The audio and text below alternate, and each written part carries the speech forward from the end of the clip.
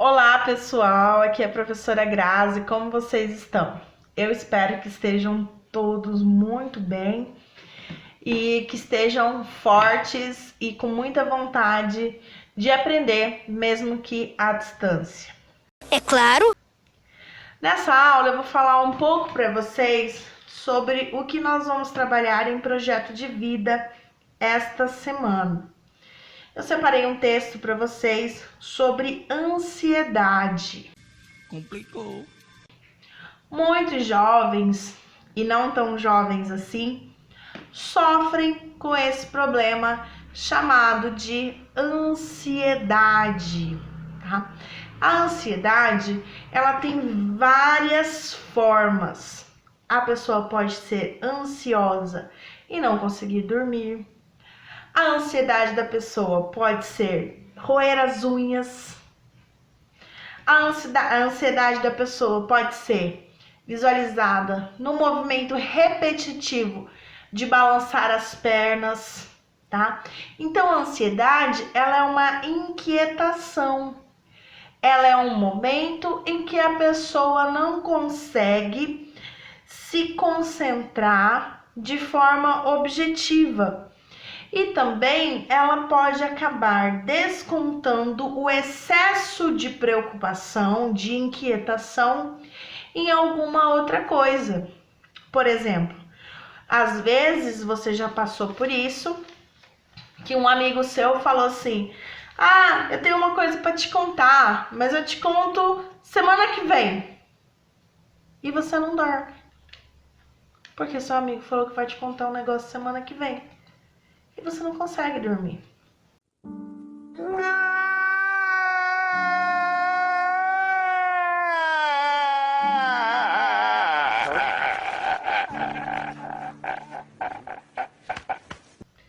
Qualquer pessoa que não tenha ansiedade fala: "Ah, tá, beleza. Semana que vem você me conta."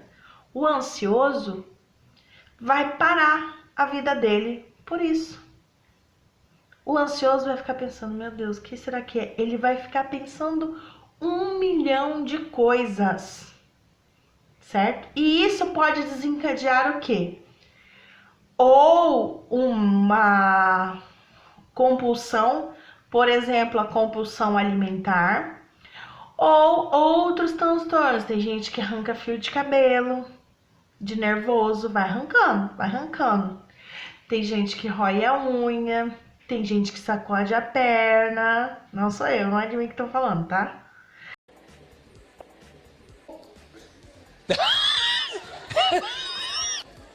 Tá bom. Então, você consegue observar isso. Quando que a gente precisa se preocupar com relação à ansiedade? Não sei. Quando a ansiedade ocupa um espaço maior do que aquele que seria um espaço normal na nossa vida. Quando você perde o sono, quando você não consegue parar de comer, quando você não consegue parar de roer sua unha e rói até sangrar. Então aí nós temos um problema, certo? Vale lembrar que eu não sou médica, não sou psiquiatra, não sou psicóloga. O que nós estamos trabalhando aqui é identificar, conseguir identificar. E através de alternativas naturais, conseguirmos identificar e controlar a ansiedade. Ah, por exemplo, eu fico ansiosa se alguém falar para mim que vai me contar algo depois. Chega nessa pessoa, chega na sua mãe, no seu pai, no seu amigo, na sua amiga, no seu irmão, na sua avó, no seu tio e fala: "Eu não suporto mais o que estão fazendo comigo. Eu não estou suportando mais. Eu estou no limite, Brasil." "Não faça isso comigo, por favor." Eu não fico bem, eu fico ansiosa. Isso me faz mal. Se você quer prezar pela nossa relação, pela nossa boa convivência, por favor, não faça isso. O diálogo é de extrema importância nesse momento, certo? Às vezes a pessoa não sabe. E se você conversar sério com ela ou com ele ou ela vai te entender. E se for necessário você repetir 1, 2, 3, 4, 5, 10 vezes, repita. E com seriedade, fala, isso não me faz bem. Eu não fico bem assim, eu não fico confortável. Eu como, eu não durmo, eu roubo minhas unhas. Por favor, não faça isso. Certo? Então nós precisamos primeiro identificar aquilo que nos deixa ansioso e de evitar que esse gatilho, que o processo que comece essa ansiedade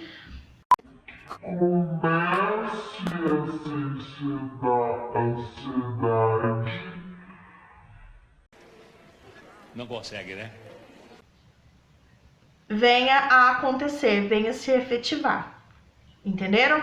Então, se eu reconheço que eu fico ansiosa com uma determinada situação, eu primeiro vejo o que é essa situação, como se deu essa situação, como que ocorreu essa situação, como que aconteceu essa situação.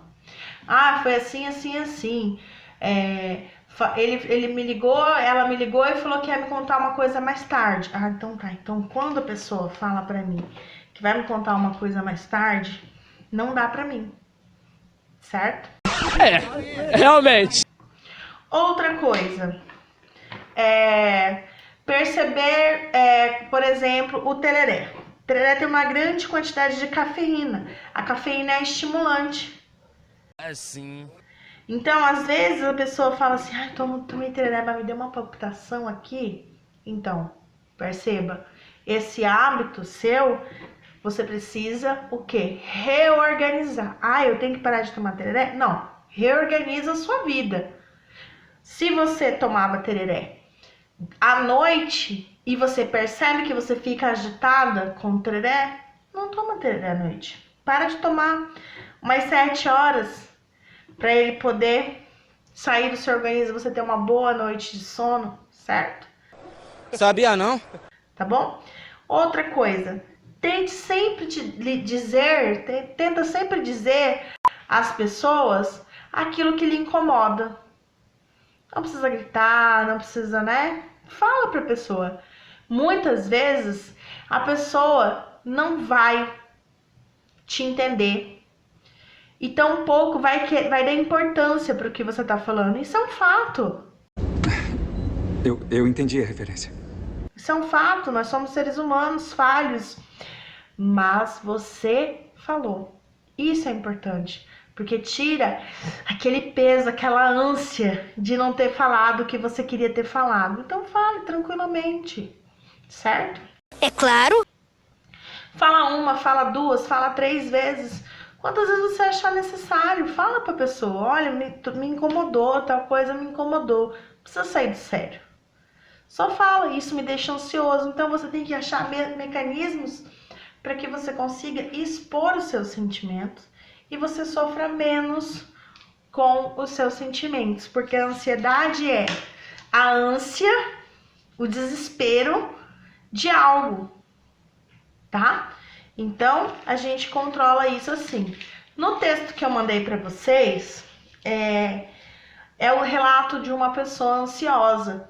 E eu pedi para vocês selecionarem as partes, né, que você e a pessoa que mora com você já viveram. Então, eu acho interessante a gente trabalhar em conjunto, principalmente esse momento em família, que é o momento da gente estreitar esses laços familiares, da gente se conhecer mais. Vamos todo mundo junto. O grupo é forte e a gente vai sair dessa, eu tenho certeza. Porque, e a minha mãe, não sei o quê. Mas às vezes a sua mãe, ela não sabe o que tá acontecendo com você se você não falar. Então esse momento, nessa tarefa, é um momento para você sentar com o seu familiar, escrever, olha, isso já aconteceu comigo, eu fico ansiosa com isso aqui, né? Eu não me sinto bem com isso aqui, tá? Então vamos trabalhar, achei muito interessante a gente trabalhar com ansiedade, principalmente nesse período, porque é um período que a gente está em casa, que nós não podemos realizar as atividades que nós estamos acostumados a realizar. Então foi uma mudança abrupta, muito rápida. Então todos nós estamos sofrendo de alguma forma. Ah, agora eu entendi! Você não acordou um belo dia e falou, vou estudar em casa. E a sua mãe e seu pai, meu Deus, meus filhos, o que eu faço? Eu tenho que trabalhar, eu tenho que cuidar da casa, as crianças estão em casa. Não, nada a ver, irmão. Então é um momento para a família se unir, refletir e se conhecer mais. E a gente só conhece a outra pessoa a partir do momento que a gente deixa a outra pessoa conversar com a gente. É claro. Tá bom? Muito obrigada pela paciência de vocês, por vocês estarem aqui assistindo esta aula. Eu espero que vocês executem as atividades com sucesso. Tá bom? Essa foi o método que eu utilizei para trabalhar esse tema tão importante nessa época que nós estamos vivendo. Um beijo, um abraço da professora Grazi. Até a próxima videoaula.